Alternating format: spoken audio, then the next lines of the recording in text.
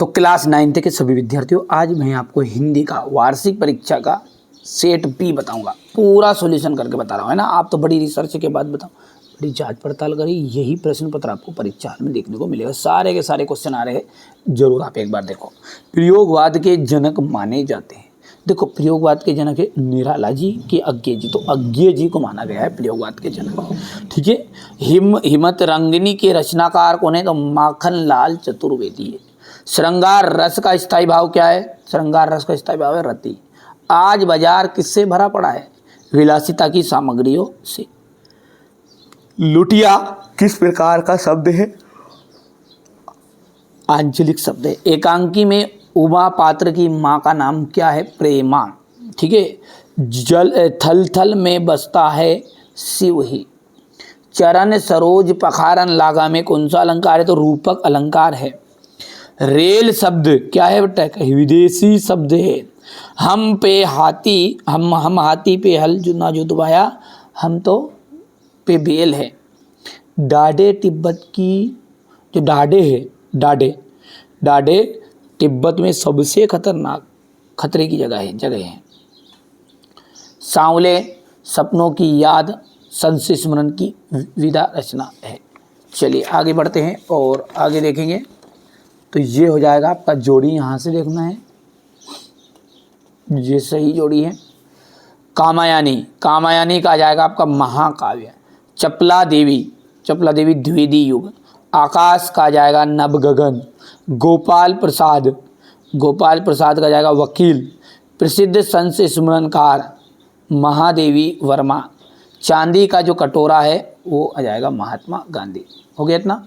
अब है आपका यहाँ पर सत्य, यहाँ से देखो ध्यान से। छायावाद के जनक सुमित्रानंद पंत माने जाते हैं, असत्य है, क्योंकि जय शंकर प्रसाद माने जाते हैं। अलंकार का सामान्य अर्थ होता है गहना, बिल्कुल राइट बात है। आज जो है ना बाजार पूरा विलासिता की सामग्रियों से भरा पड़ा। अच्छा, विलासिता का मतलब क्या है?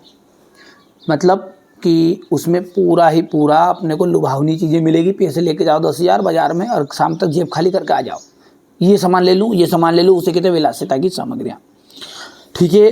तो ये बोल रहा है यहाँ कि कम है क्या? देखो, विलासिता की सामग्रियाँ बाजार में कम मिलती है नहीं, ज़्यादा मिलती है, असत्य हो जाएगा। ही मात्र भर निपात शब्द है, ये आपका एकदम राइट रहेगा। गोपाल प्रसाद स्त्री शिक्षा के समर्थक थे, ये असत्य रहेगा। हरिशंकर परसाई ने कोई कहानी नहीं लिखी थी, ये आपका असत्य रहने वाला है। रसखान किसके भक्त थे? रसखान जो है ना श्री कृष्ण के भक्त। संचारी भावों की संख्या कितनी मानी जाती है? तो संचारी भावों की संख्या 33। आज कौन सा जीवन दर्शन आ रहा है? उपभोक्तावाद। अंधकार शब्द का तद्भव क्या है? अंधेरा। परदादी ने आधा लोटा पानी किसको पिला दिया? चोर को। चिंतामणि किसकी रचना है? आचार्य रामचंद्र शुक्ल की। हो गया इतना। ये देखो भैया, अब यहाँ पर एक चीज़ है, यहाँ पर मैंने ये लिखा था इसे कि संचारी भावों की संख्या 33 है, लेकिन छल को 34 माना गया है। ये किसने बताया है? महाकवि देव ने। अब ये गिनती में क्यों नहीं आया? क्योंकि भाई साहब जो बड़े विद्वान है ना, उन्होंने कह दिया अरे वाह आई नहीं, ये तो हो गया खत्म, तो ये उनको लिस्ट में नहीं लिया बेचारे का, छोटा मोटा का। ठीक है, तो इसलिए 33 ही माननी है, मतलब इस चौथे को प्राथमिकता नहीं मिली। अगला देखते हैं क्वेश्चन नंबर जो 6 है आपका। यहाँ से ये देखिए क्वेश्चन नंबर 6 है, ये आपका क्वेश्चन नंबर 7 है, 8, 9। ठीक है, यहाँ से अपन इसको देखिए कॉपी में पूरा सॉल्यूशन समझते हैं बढ़िया से। क्वेश्चन नंबर 6 पढ़ते देखिए, राम भक्ति शाखा की प्रमुख विशेषताएं लिखिए। चलिए तो आगे बढ़ते हैं। राम भक्ति शाखा की प्रमुख विशेषताएं लिखिए। देखिए, जैसा कि प्रश्न में दिया गया है कि राम भक्ति शाखा, तो आप सिंपल सी बात कह सकते हैं कि इन कवियों के जो भगवान रहे होंगे, इन्होंने सबसे पहले किस प्राथमिकता कौन से भगवान को दी होगी? तो राम भगवान को दी होगी। तो हम पहली विशेषता यही बनेगी कि राम भक्ति शाखा के कवियों के इष्ट देव मर्यादा पुरुषोत्तम राम है। क्या है? राम भक्ति शाखा के कवियों के जो भगवान है, इष्ट देव है, वो क्या रहे? मर्यादा पुरुषोत्तम राम है। अब राम भगवान की जो भक्ति होती है ना, वो दास भाव की होती है, और कृष्ण भगवान को है ना लोग सखा के रूप में मानते, दोस्त के रूप में मानते, मित्र के रूप में मानते हैं। तो यहाँ पर इनकी जो भक्ति है वो दास भाव की। कौन सी? राम भक्ति शाखा के जो कवि हैं उन्होंने जो भक्ति की वो दास के भाव की थी। अगला है तीसरा पॉइंट, देखते हैं कि इस शाखा के काव्य में राम के लोक रक्षण के रूप में चित्रण हुआ है। और अंतिम जो है चौथा बिंदु कि इस शाखा के कवियों ने प्रबंध तथा मुक्तक काव्य की रचना की। तो आप 3 पॉइंट कोई से भी कर लेना, पहला, दूसरा और चौथा। तो तीसरा आपको थोड़ा सा टफ लग रहा हो तो सिंपल पॉइंट आपको करने हैं। थोड़ा सा मैं छोटा कर देता हूं ताकि हमारे बच्चों को है ना बढ़िया से कंप्लीट समझ में आए। ठीक है, अच्छे मेहनत करिएगा आप तो तभी जाकर आप सफलता प्राप्त करोगे। यदि हम आगे की बात करें तो अगला जो क्वेश्चन है वो अथवा रहेगा कि नई कविता की विशेषताएं लिखते हुए 2 प्रमुख कवियों के नाम लिखिए। तो नई कविता की विशेषता क्या है? एक तो लघु मानववाद की प्रतिष्ठा। पहली विशेषता ये लघु मानववाद की प्रतिष्ठा, प्रयोगों में नवीनता, नए बिंबों की खोज और व्यंग प्रधान रचनाएं। फिर से बोलिए, लघु मानववाद की प्रतिष्ठा, प्रयोगों में नवीनता, नए बिंबों की खोज और व्यंग प्रधान रचनाएं। यदि हम इसके प्रमुख कवि की बात करें तो पहला कवि है भवानी प्रसाद मिश्र, जगदीश चंद्र गुप्त और दुष्यंत कुमार। बढ़िया से स्क्रीनशॉट लेते चलिए, अच्छे से तैयारी करनी है ना। चलिए अब आगे बोलते हैं, इस संसार में सच्चा संत कौन कहलाता है? ठीक है, तो इस संसार में जो पक्ष या विपक्ष के चक्कर में नहीं पड़ता, इस सच्चा संत वही है कि जो पक्ष और विपक्ष के चक्कर में नहीं पड़ता, वहां निरपेक्ष भाव से परमात्मा का ध्यान करता है, वही क्या है? सच्चा संत है। ठीक है, स्क्रीनशॉट ले लीजिए और बढ़िया से आप तो कंप्लीट करते चलिए। आगे बढ़ते हैं और अगला प्रश्न है आपका, बंद द्वार की सांकल खोलने के लिए लद्दत ने क्या उपाय सुझाया है? देखिए, ये बंद द्वार का मतलब क्या है? ये है कवयित्री यहां पर जो इसका मतलब है, ठीक है, बंद द्वार का मतलब ये कि जो हमारी आत्मा है वो परमात्मा से मिल रही है, तो हमारा जो सांसारिक लगाव है उसको बंद करके परमात्मा के प्रति जो भाव जोड़ना है उसे अपन कहेंगे यहाँ पर बंद द्वार खोलना। तो जो भी मायावी अंधकार पर विजय प्राप्त कर लेगा, जो भी ये मायावी अंधकार है इस पर विजय प्राप्त कर लेगा, ज्ञानी होकर अज्ञान को दूर भगा देगा, तब उसमें सभी प्राणियों के प्रति समभाव हो जाएगा। क्या बोल रहा है, समझ में आ रहा है? कि बंद द्वार की साकल खोलने का मतलब क्या है कि जब भी मायावी अंधकार पर विजय प्राप्त कर लेगा कोई भी, ठीक है, ज्ञानी होकर अज्ञान को दूर भगा देगा, तब उसमें सभी प्राणियों के प्रति समभाव हो जाएगा। और इस तरह कवयित्री में ने समभावी होने का उपाय सुझाया है, जिससे बंद दरवाजे की साकुल खुलेगी। बढ़िया से यहां से स्क्रीनशॉट ले लें। आगे बढ़ते हैं, कालंदी कुल कदम्ब की डारन में कौन सा अलंकार है? देखिए, इस पंक्ति में का जो वर्ण है, यहां पर भी का है, यहां भी का है, यहां भी का है। जब एक ही वर्ण की आवृत्ति एक से अधिक बार हो, सुन लो ध्यान से, जब कोई भी ऐसा पंक्ति रहे जिसमें एक ही वर्ण बने, चाहे का हो, चाहे पा हो, चाहे दा हो, कुछ भी हो, यदि एक ही वर्ण की बार बार आवृत्ति हो रही है तो उसमें अनुप्रास अलंकार होगा। यहां पर देखिए, इस पंक्ति में का वर्ण की आवृत्ति एक से अधिक बार हो, इसलिए इसमें अनुप्रास अलंकार है। क्वेश्चन नंबर 8 की बात करें, कवि ने गांव को हरता जन मन क्यों कहा है? देखिए, गांव की जो शोभा है वो मुस्कुराती सी हरियाली, रंग बिरंगे फूलों और नाना प्रकार के, अच्छा नाना का मतलब क्या, अनेक प्रकार के, गांव की शोभा, मुस्कुराती सी हरियाली, रंग बिरंगे फूल, अनेक प्रकार के फल, सब्जी आदि है। गांव में गंगा सा मीठा जल मिलता है। गांव की यहाँ छटा मनमोहक है। मनमोहक का मतलब होता है मन को भाने वाली, इसलिए हर आदमी का जो मन है ना वो मोह लेता है। कौन? गांव। ठीक है भाई, समझ में आ रहा है? गांव की तो बात ही अलग है। जो भी हमारे ग्रामीण स्तर के जो बच्चे हैं वो समझ रहे हैं बातों को। हर व्यक्ति को अपना जो गांव है वो सबसे प्रिय होता है। तो जिसको प्रिय है अपना गांव, कमेंट में आप जरूर बताइएगा और आपके गांव का नाम भी लिखना है ना। तो गांव की शोभा, मुस्कुराती सी हरियाली, रंग बिरंगे फूल, अनेक प्रकार के फल, सब्जियां आदि। गांव में गंगा सा मीठा जल मिलता है। गांव की छटा मनमोहक है, इसलिए ये मन को मोह लेती है।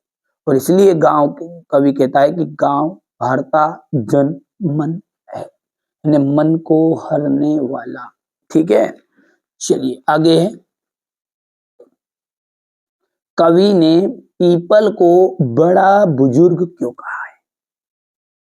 क्या बोल रहा है कि बड़ा बुजुर्ग क्यों है? और हम जानते हैं कि पीपल की जो आयु होती है ना बहुत ज्यादा होती है, मतलब पीपल की उम्र जो है वो लंबी है। क्या बोला है कि पीपल की जो होती उम्र होती है वो लंबी होती है, यानी हम कह सकते हैं कि पीपल लंबी आयु का होता है या होती है। भारतीय हिंदू समाज में तो लोग पीपल की पूजा करते हैं।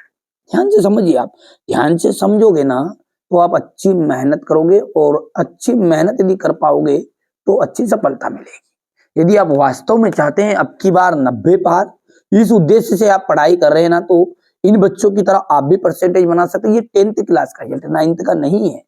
ठीक है, जब 10th क्लास में बोर्ड में इतनी परसेंटेज अपन बनवा सकते हैं, अच्छी मेहनत करोगे तो बिल्कुल मैं आपके साथ हूं। आप 9th में हो इस समय, घबराइए मत, 9th भी पास कराएंगे, साथ में 10th में आपको फ्री, एकदम फ्री, किसी को 1 रुपया शुल्क किसी को नहीं देना है। ठीक है, चलिए तो यहां से देखिएगा कि क्या बोल रहे हैं कि पीपल की जो आयु होती है वो लंबी होती है। भारतीय हिंदू समाज में तो इसकी पूजा होती है। बहुत से लोग तो इस पर इसे जल चढ़ाते हैं। पीपल क्या करता है? वातावरण को शुद्ध करता है। वैज्ञानिक तरीके से पीपल क्या है? वातावरण को शुद्ध करता है, प्राण वायु प्रदान कराता है ना, ऑक्सीजन गैस हमें प्रदान कराता है। और इन्हीं सब कारण से उसे हम बड़ा बुजुर्ग कहते हैं। ठीक है, तो यहां से बढ़िया से स्क्रीनशॉट लो, हो गया। अगला है सुमित्रा नंदन पंत के भाव सौंदर्य की 2 विशेषताएं बताइए। तो पहला है प्रकृति चित्रण। ठीक है, पहला क्या है आपका? प्रकृति चित्रण।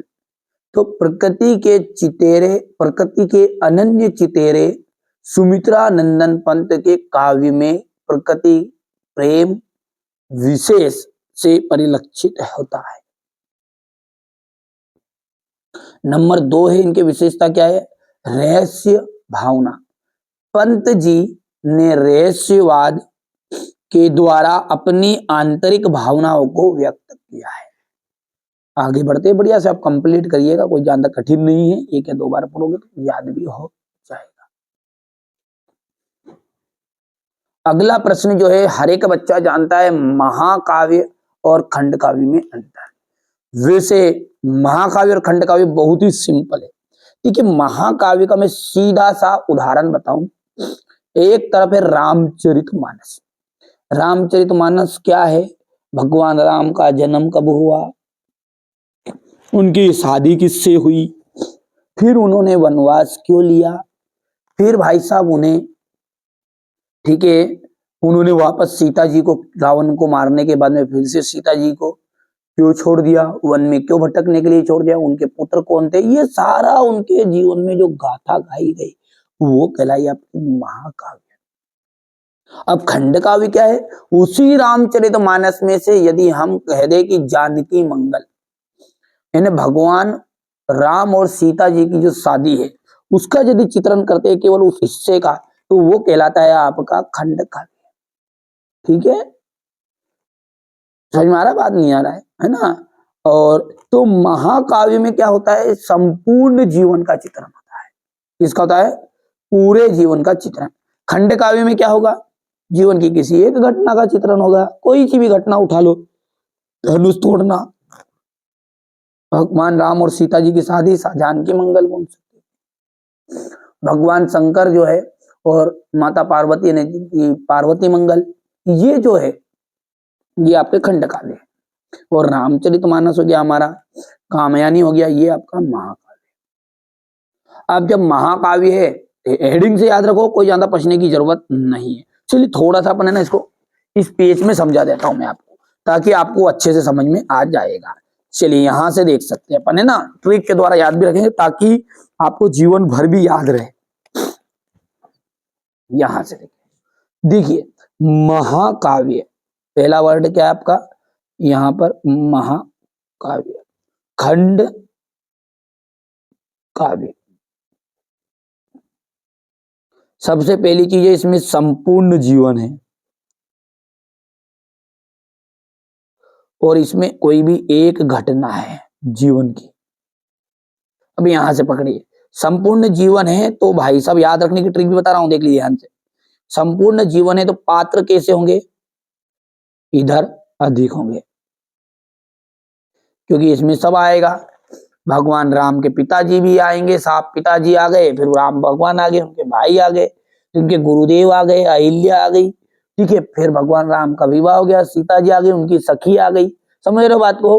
हनुमान जी आए, सुग्रीव आए, बाली आए। और यदि हम जानकी मंगल करें तो इसमें केवल भगवान राम और सखा, तो उसकी सीता जी और लक्ष्मण का इनका प्रस्ताव वो रहेगा, ठीक है, विवरण। तो इसमें पात्र अधिक होंगे और इसमें पात्र कम होंगे। अब जब पात्र अधिक है, पूरा जीवन है, तो आकार की बात करें आपकी, आकार कैसा होगा? इसका बड़ा होगा। थोड़ा समझिए, आपके दिमाग से सोचिए, अंतर ऑटोमेटिकली। जब आकार बड़ा होगा तो इसका आकार कैसा होगा? छोटा होगा। 3 पॉइंट हो चुके। महाकाव्य में संपूर्ण जीवन का चित्रण होता है, खंड काव्य में किसी भी एक घटना का चित्रण होता है। महाकाव्य में पात्र अधिक होते हैं, खंड काव्य में पात्र कम होते हैं। इसका आकार बड़ा होता है, इसका आकार छोटा होता है। इसमें अब महाकाव्य किन पर लिखा जाता है? जिसे भगवान राम पर लिखा है, तो भगवान राम क्या होना चाहिए? महान होना चाहिए। तो हम बोल सकते हैं इसमें नायक महान होना आवश्यक है, और इसमें ऐसा जरूरी नहीं है। ठीक है, पांचवा जो है, ठीक है, पांचवा जो रहेगा उदाहरण में दे देंगे हम। उदाहरण हो गया यहां पर रामचरित मानस। यहां पर देखिए उदाहरण इसका आ जाएगा जानकी मंगल, जानकी मंगल, ठीक है। तो ये मैंने आपको बताया है महाकाव्य और खंड काव्य में अंतर। यहां से आप देख सकते हैं ना कि महाकाव्य में संपूर्ण जीवन का चित्रण है, तो खंड काव्य में किसी भी एक घटना का चित्रण है। अगला क्या है आपका? इसमें पात्रों की संख्या अधिक है तो इसमें पात्रों की संख्या कम है। इसका आकार बड़ा है तो इसका आकार छोटा है। महाकाव्य में नायक का महान होना आवश्यक है और इसमें ऐसा जरूरी नहीं है। उदाहरण आप देख सकते हैं रामचरितमानस और जानकी मंगल। स्क्रीनशॉट लो बराबर बढ़िया से, हो गया। यहां से देख लीजिए, है ना। अब यहां पर आगे बात करते हैं अपन, तो है रौद्र रस। रौद्र का मतलब होगा कि क्रोध आना, गुस्सा आना।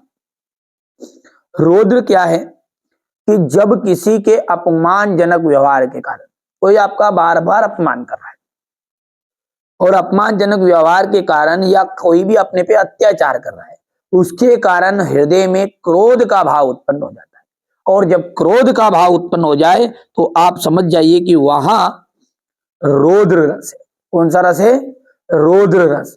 तो जब किसी के अपमानजनक व्यवहार के कारण या अत्याचार के कारण हृदय में क्रोध का भाव उत्पन्न हो जाता है, वहां रौद्र रस होता है। उदाहरण क्या है आपका? उदाहरण है आपका श्री कृष्ण के सुन वचन, अर्जुन क्रोध से जलने लगे, सब शोक अपना भूल कर तल युगल मलने लगे। ठीक है, श्री कृष्ण के वचन सुनकर अर्जुन जो है ना वो क्रोध से जलने लगे थे, क्योंकि भगवान कृष्ण ने अर्जुन को फिर क्या किया, थोड़ा सा उनका अपमान कर दिया था। सब शोक भूलकर अपना, भगवान कृष्ण ने कहा क्या तुम नपुंसक हो, ठीक है, तुम मर्द नहीं हो, इसका मतलब है तुम नपुंसक हो।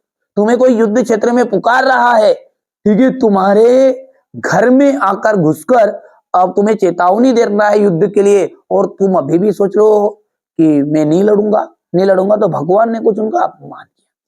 तो ऐसे वचन सुनकर क्रोध से अर्जुन जलने लगे थे, और सब शोक भूलकर अपनी जो पीड़ा थी उन्हें, कि मेरे परिवार के हैं, मेरे नहीं, ठीक है, बड़े भाई है ये, तो ये सब शोक अपना भूलकर करतल युगल मलने लगे थे। अच्छा, यह संसार अब हमारे शत्रु रण में मृत पड़े, करते हुए या घोषणा वे हो गए उठकर खड़े। तो ये आपका क्या है, रौद्र रस का उदाहरण है। यहां से बढ़िया से कंप्लीट करिएगा रौद्र रस को। इसके बाद में ये उदाहरण है। अगला है आपका क्वेश्चन, यमक अलंकार की परिभाषा आपको देनी है, उदाहरण सहित देनी। तो यमक अलंकार, जहां पर एक ही शब्द बार बार आए, जहां पर एक ही शब्द बार बार आए, वहां आपका यमक अलंकार होता है, लेकिन हर बार उसका अर्थ भिन्न भिन्न हो। देखिए, जहां पर एक ही शब्द बार बार आए लेकिन हर बार उसका अर्थ अलग अलग हो, वहां आपका यमक अलंकार होता है। कनक कनक से ते सो मादकता अधिकाई, या खाए बोराई जग वा पाए बोराई। तो कनक कनक ते सो मादकता अधिकाई, एक कनक का अर्थ मतलब है धतूरा है, और एक कनक का मतलब है कि सोना। तो इन दोनों को पाकर मनुष्य जो है वो मादकता है ना, मद में चूर हो जाता है। या खाए, धतूरे को खाने पर जग बोरा जाता है, मनुष्य बोरा जाता है, और सोने को पाकर भी व्यक्ति अहंकार में चूर हो जाता है। तो समझ में आया आपको कि लेकिन एक ही शब्द के दो अलग अलग अर्थ हो और एक ही शब्द बार बार आए, तो वहां पर आपका यमक अलंकार होगा। आगे की बात करें, अब सवेया छंद की परिभाषा आपको उदाहरण सहित दे। तो देखिए, सवेया छंद क्या है कि सवेया एक वार्णिक छंद है। क्या है सवेया? एक वार्णिक छंद है, ठीक है, इसमें वर्ण गिने जाते हैं, ना कि मात्रा। ठीक है, सवेया छंद एक वार्णिक छंद है, इसमें क्या गिने जाते हैं, 22 वर्णों से लेकर 26 वर्ण होते हैं। कितने? 22 से लेकर 26 वर्ण होते हैं, और यहां आपका सवेया छंद कहलाता है। बहुत ही सिंपल उदाहरण आपको, देखिए यहां से ध्यान से देखिएगा कि उदाहरण क्या है, ध्यान से समझिएगा। सवेया छंद वास्तव में क्या है कि वार्णिक छंद है, केवल वर्ण गिनेंगे, और इसमें 22 वर्णों से लेकर 26 वर्ण होते हैं, सवेया छंद कहलाता है। देखिए उदाहरण, माने नहीं अपमान कहो यहाँ, माने नहीं अपमान कहो यहाँ, याद दिला करे माने मिले जो, अरे कीमत जान नहीं सकता यदि मुक्त कहीं पर दाने मिले जो। ठीक है, यहां पर क्या है, मान नहीं अपमान कहो यहाँ, याद दिला करे मान मिले जो, कीमत जान नहीं सकता यदि मुफ्त कहीं पर दाने मिले जो।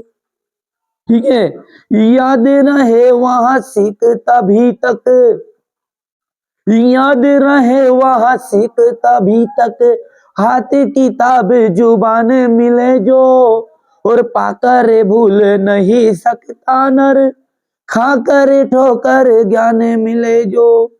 थोड़ा सा तबीयत क्या है, गड़बड़ है और वैसे मेरी धुन ताल नहीं मिलती है, पर एक मैंने गा के बता दिया आपको किस तरीके से आप करना है ना, घबराना नहीं है ना, शर्म करने की कोई आवश्यकता नहीं है।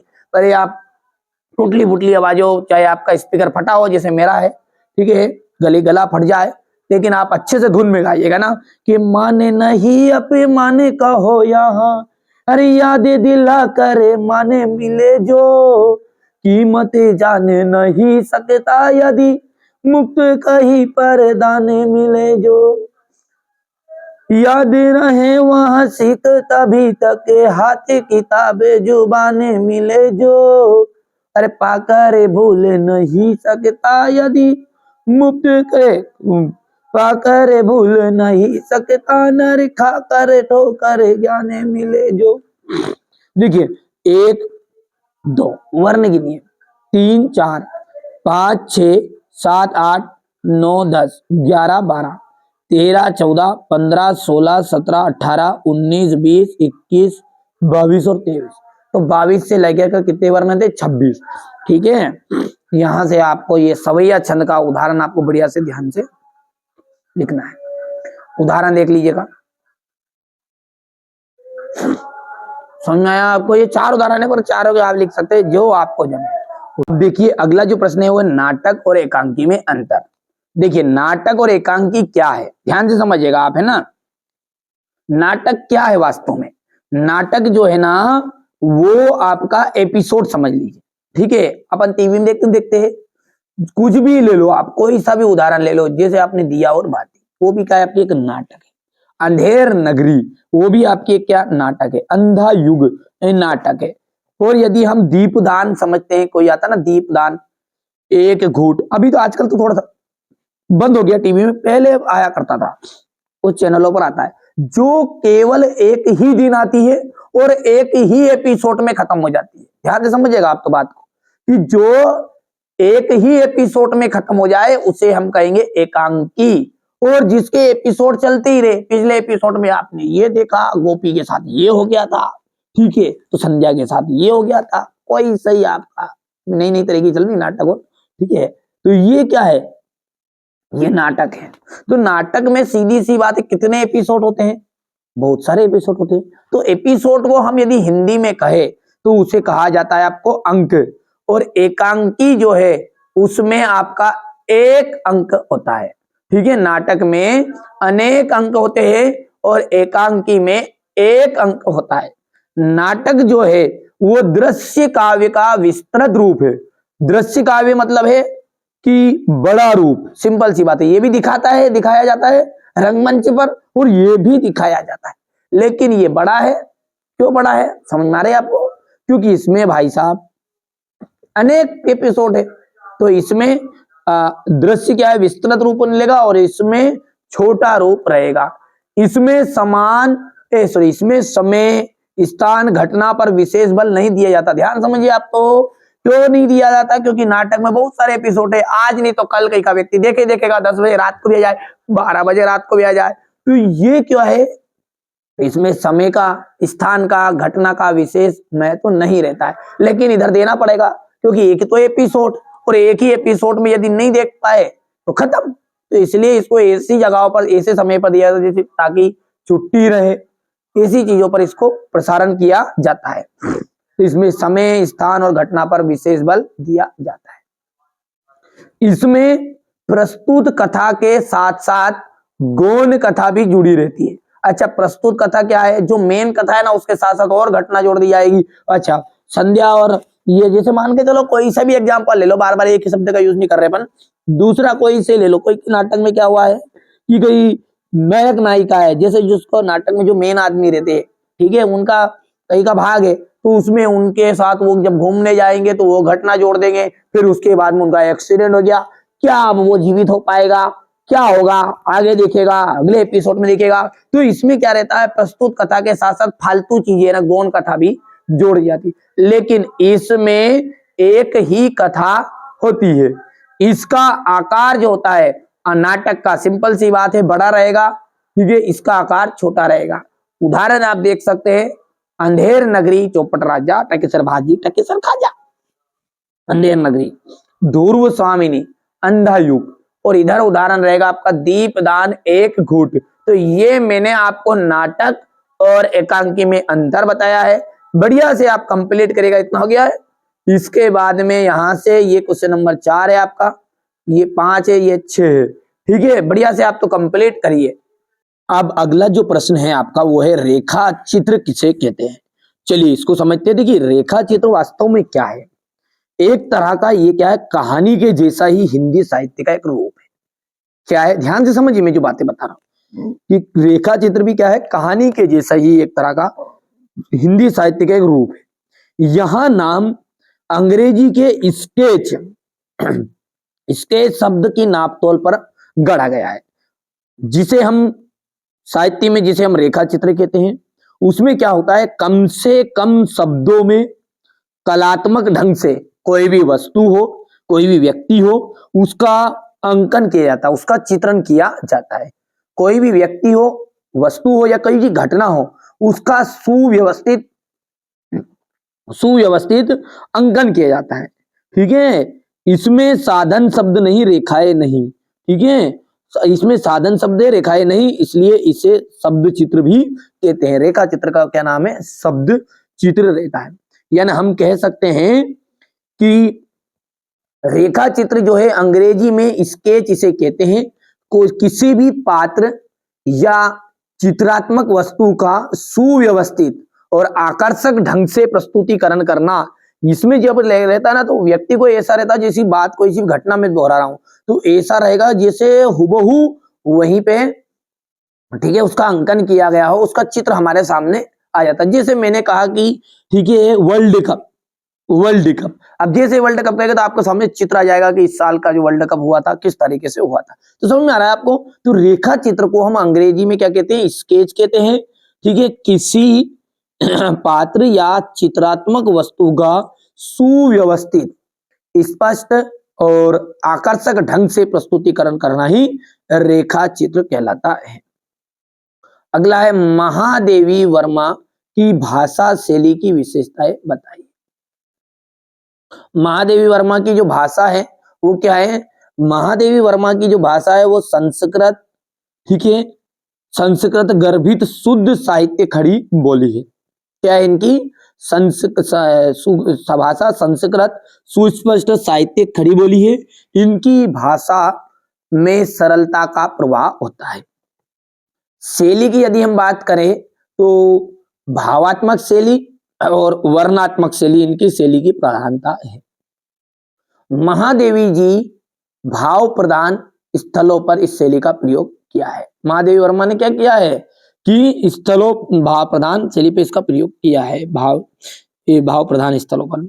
वर्णात्मक, किसी घटना के वर्णन में इस शैली को अपनाया गया है। तो थोड़ा सा मैं छोटा कर देता हूं ताकि आपको कोई दिक्कत ना हो। अच्छे से आप तो स्क्रीनशॉट लो, मेहनत करो।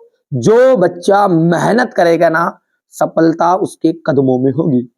एक बात आप जीवन में अच्छी तरह से ध्यान रखिए, भुला दे डर कुछ अलग कर, ठीक है, भुला दे डर कुछ अलग कर। समझ लो बात को, बहुत गहराई की बात है। आप जब तक डर को नहीं भुलाओगे, आप कुछ अलग जमाने में नहीं कर पाओगे, ठीक है। तो इसलिए मेहनत करिएगा और कोई भी चीजों में, ठीक है, डरना नहीं है। किसी बात का डर नहीं कि नहीं हमारा 9th क्लास में क्या होगा, कि हम 10th में आएंगे तो क्या होगा, ठीक है। तो घबराइए मत, मैं आपके साथ हूं, ठीक है। आपका और हमारा संबंध भले ही इस मोबाइल से हो रहा है, लेकिन जो भावनाएं है ना वो आपको आहत कर रही है, ठीक है। जो बातें हैं वो आपके मन में, विचारों में, ठीक है, एक जगह बना रही है। तो आप घबराइए मत, मैं हमेशा आपके साथ हूं, चिंता की कोई जरूरत नहीं है ना। तो चलिए अगला देखते हैं, प्रेमचंद की 2 रचनाएं जिनके नाम लिखिए। तो देखिए प्रेमचंद की रचनाएं गोदान, निर्मला, कर्मभूमि, रंगभूमि, ये इनकी रचना है। कोई सी भी 2 लिख देना, और भी बहुत सारी है, लेकिन 4 मैंने यहाँ पर लिख भी दिए। अगला है, किन घटनाओं से पता चलता है कि हीरा और मोती में गहरी दोस्ती थी। हीरा और मोती आमने सामने बैठकर, ठीक है, हीरा और जो मोती थे वो आमने सामने बैठकर मुख्य भाषा में विचारों का आदान प्रदान करते थे। एक चारा खाता था तो दूसरा भी चारा खाने लगता था। ठीक है, समझ में आ रहा है कि हीरा और मोती आमने सामने बैठकर मुख्य भाषा में, ठीक है, केवल बिना मुंह को हिलाए हुए अच्छे से विचारों का आदान प्रदान करते थे। एक चारा खाता था तो दूसरा भी खाने लगता था। ठीक है, अगला है इसमें आगे चीजें यहां पर लगता। हल या गाड़ी में चलते समय हर एक चाहता कि उस पर ज्यादा वजन आए। दोनों में से दोनों ही चाहते कि मुझ पर, हीरा चाहता था कि अपने पे ज्यादा वजन आए, दो बैल की कथा है ना, तो हर एक चाहता था कि उस पर ज्यादा वजन आए, दोनों साथ रहते। इस तरह अनेक घटनाएं ऐसी थी कि जो बता रही थी कि हीरा और मोती में गहरी दोस्ती है। ठीक है, चलिए इसके बाद में हम आगे देखते हैं, अगला जो प्रश्न है उसको समझेंगे ना। चलिए, ये हो गया, स्क्रीनशॉट ले लिया आपने, आप तो बढ़िया से स्क्रीनशॉट लो, है ना भैया। चलिए,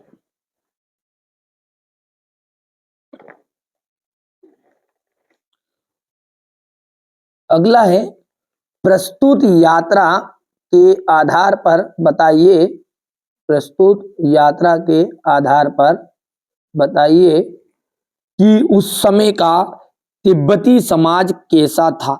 ठीक है, प्रस्तुत यात्रा वृतांत के आधार पर हम कह सकते हैं कि उस समय के तिब्बती समाज में कई अच्छाइयां थी, तो वहां जाति पाति का कोई भेदभाव नहीं था, बहुत सारी उसमें अच्छाइयां थी, जाति पाति का कोई भेदभाव नहीं था, छुआछूत जैसी सामाजिक बीमारी भी वहां नहीं थी, स्त्रियां पर्दा भी नहीं करती थी, उस समय यहाँ बहुत खराब आदत थी, ठीक है, कि वे शाम को छड़ पीकर अपने होश हवास खो बैठते थे, दारू पी के, ये एक खराब आदत थी, बाकी सब समाज अच्छा था। ठीक है, तो यहां से आप बढ़िया से इसका स्क्रीनशॉट लीजिए और अच्छे से कंप्लीट करिएगा, ये गया इतना। चलिए अब आगे बढ़ते हैं और अगला प्रश्न हम देखते हैं, प्रेमचंद के फटे जूते पाठ के आधार पर प्रेमचंद की जो व्यक्तिगत विशेषताएं हैं उनको आपको बताना है।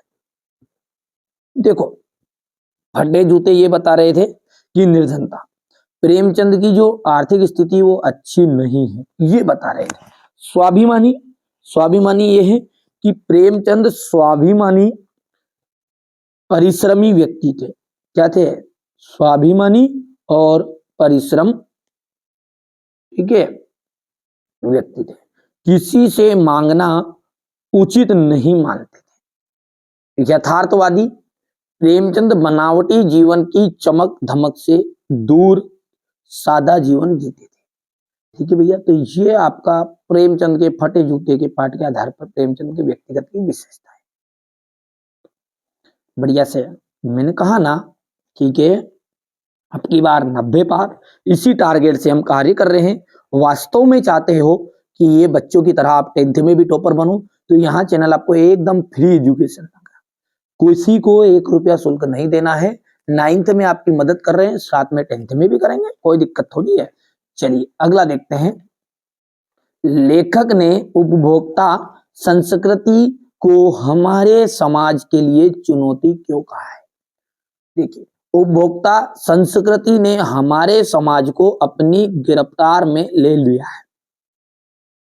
प्रचार प्रसार तथा दिखावे के चक्कर में पड़कर हम उन वस्तुओं को भी खरीद रहे हैं जिनकी हमें आवश्यकता नहीं है। समझ में आ रहा बात, क्या कह रहा है ये कि उपभोक्ता संस्कृति ने हमारे समाज को अपनी गिरफ्तार में ले लिया है, यानी कि पूरी तरह अपने काबू में कर लिया है। प्रचार प्रसार का दिखावा जो है, आजकल जमाने में दिखावा ज्यादा चलता है ना, ठीक है, तो कैसा दिखावा चलता है भाई साहब, जेब में यदि किसी के पास में 10,000 रुपये है तो वो दिखावा करने के लिए 10,000 रुपये की ऐसी चीजें खरीदेगा, 9,900 रुपये का वो पर्स लेगा, मतलब मोबाइल ले लिया, कहीं की भी चीज, ठीक है, तो दिखावा ज्यादा करता है और 100 रुपये जेब में रखता है, और जबकि करना क्या चाहिए, 100 रुपये का पर्स लेकर 9,900 रुपये उसमें अंदर रखो, ताकि मुसीबत आए ना जब निकाल के दे दो। समझ रहे हो बात को आप? आपकी वैल्यू वक्त 10,000 की और आप 1 लाख की मोटरसाइकिल यूज कर रहे हो, तो भाई साहब आपकी वैल्यू तो समझिए। आप 10 लाख कमाते हो तो लाख उजाड़ो, यदि आप 10,000 कमाते हो तो 1,000 उजाड़ो, खर्च करो। ठीक है, तो यहाँ पर यही बता रहे हैं कि उपभोक्ता संस्कृति ने हमारे समाज को अपनी गिरफ्तार में ले लिया है। प्रचार प्रसार तथा दिखावे के चक्कर में पड़कर हम उन वस्तुओं को भी खरीद ले रहे हैं जिनकी हमें आवश्यकता या तो है नहीं, और है भी तो बहुत कम है। मतलब या तो हमें नहीं है उन वस्तुओं की, या तो है ही नहीं, और है तो थोड़ी बहुत है। तो इस तरह उपभोक्ता संस्कृति हमारे समाज के लिए चुनौती सिद्ध हो रही है। तो ये आपका क्वेश्चन नंबर 15 है। ठीक है, चलिए इसके बाद में हम अगला प्रश्न देखेंगे। ये स्क्रीनशॉट ले लिया आपने, यहां से ले लो, है ना, प्रश्न का ले लिया। अच्छा, थोड़ा छोटा कर दूं ना, ताकि आपको एक ही उसमें काम हो जाए, है ना। चलिए आगे बढ़ते हैं। समास किसे कहते हैं? समास सब जानते हैं। दो या दो से अधिक शब्द जब मिलते हैं, शब्द जब वर्ण मिलते हैं ना, तो वो आपका संधि कहलाता है। दो वर्णों के मेल को संधि कहते हैं और दो शब्दों के मेल को समास कहते हैं। तो जब दो या दो से अधिक शब्द को मिलाते हैं तो एक नए शब्द की रचना होती है, तो उसे हम समास कहते हैं। जैसे यथाशक्ति, दशरथ, पुत्र, हो गया। तद्भव शब्द किसे कहते हैं? तद्भव शब्द ऐसे शब्द जो संस्कृत से परिवर्तित होकर हिंदी प्रचलित हुए हैं। ऐसे शब्द जो संस्कृत से परिवर्तित हुए और हिंदी में प्रचलित हुए, उन्हें हम तद्भव शब्द कहते हैं। उदाहरण के लिए जैसे आगे, माथा, ठीक है, सूरज, भाई। ठीक है, ये मस्तक था तो मस्तक माथा बना। ठीक है, सूर्य था तो सूरज बना। ठीक है, भ्राता था तो भाई बना। तो ये क्या है, ऐसे शब्द जो संस्कृत से परिवर्तित हुए और क्या बना, परिवर्तित होकर हिंदी में प्रचलित हुए, उन्हें अपन कहते हैं तद्भव शब्द। बढ़िया से कंप्लीट करिए ना। चलिए आगे बढ़ते हैं। और मृत्यु का तरल दूत किसे कहते हैं? तो बाढ़ में तेज गति से आते घरों, आदमियों, पशुओं, ठीक है, तेज गति से आते हुए घरों, आदमियों, पशुओं, पक्षियों, ठीक है, को डूबाते गिराते हुए पानी को मृत्यु का तरल दूत कहा।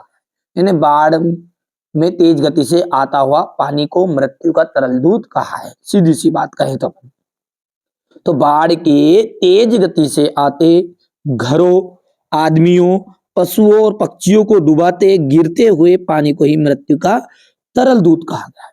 बाढ़ के प्रवाह के कारण अनेक प्राणी मर रहे हैं। क्या कर रहे हैं? मर रहे थे। जन धन की अपार हानि हो रही थी।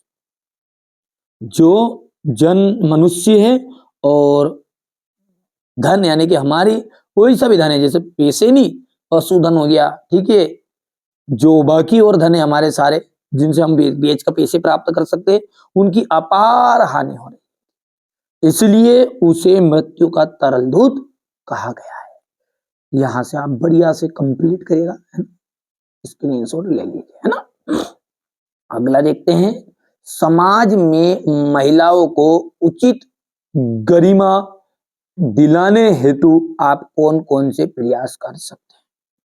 तो समाज में महिलाओं को उचित गरिमा दिलाने के लिए हमारा दायित्व है कि इसका प्रारंभ घर से ही करना चाहिए, मतलब खुद के घर में। यदि हम बहन बेटी, भाई बहन को एक समान महत्व देंगे, उनका लालन पालन, शिक्षा दीक्षा में सभी में दोनों को समान सुविधाएं दे, तो इस तरीके से कैसे प्रयास करके महिलाओं को उचित गरिमा दिला सकते हैं।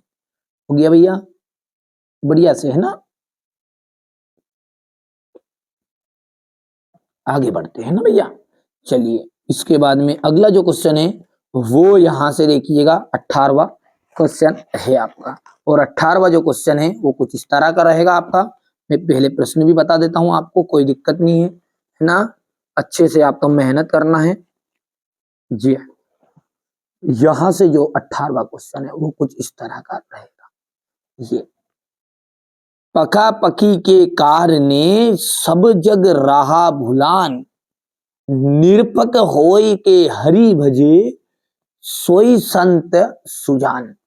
समझ में रहा बात को। पखा पखी के कार ने सब जग रहा भुलान, निरपक होय के हरि भजे सोई संत सुजान। यानी कि देखिए पहले व्याख्या समझिए थोड़ा सा, भावार्थ बोलते हैं अपन इसको। कवि कहते हैं कि इस जगत में सभी प्राणी पक्ष और प्रतिपक्ष के चक्कर में भ्रमित हो रहे हैं। आशय है कि अपने और पराये का जो भाव है उसने सभी को भ्रम में डाल रखा है, और संसार का जो प्राणी है परमात्मा के भजन में लग जाता है, वहां चतुर सज्जन होता है। तो यहां से आपका ये संदर्भ है, वहां से अपने स्क्रीनशॉट भी ले लिया होगा, कोई दिक्कत नहीं है। नहीं लिया है तो स्क्रीनशॉट ले लेना और कंप्लीट कर लेना। ये क्वेश्चन संदर्भ हो गया। इसके बाद में ये प्रसंग है और ये रहा आपका अंतिम भावार्थ। अगला देखते हैं, और अगला जो है काली तू रजनी भी काली। ठीक है, यहां से देखिएगा ये आपका क्वेश्चन 18 का अथवा। काली तू रजनी भी काली, शासन की करनी भी काली। मेरी काल कोठारी कोठरी काली, टोपी काली कमली काली, मेरी लोह श्रृंखला काली, पहरे की हुंकती की व्याली, किस पर है गाली ये आली। ठीक है, यहां से आप 18वें का अथवा भी ले लीजिए स्क्रीनशॉट, और ये 19वां का भी स्क्रीनशॉट आप ले लेना है ना, क्योंकि एक साथ अपन इनका सॉल्यूशन में आपको प्रोवाइड करा दूंगा। देखिए क्या बोल रहा है, कवि कहते हैं कि कोयल तुम्हारा रंग भी काला है, रात का भी काली है, इस शासन के काम भी काले हैं। ठीक है, जिस कोठरी में रह रहा हूं वहां भी तो काली है, मेरे हाथों में जो लोहे की जंजीर पड़ी है वो भी काले रंग की है। हम शांत हैं फिर भी है सखी, हमें बुरी बुरी गालियां दी जाती है,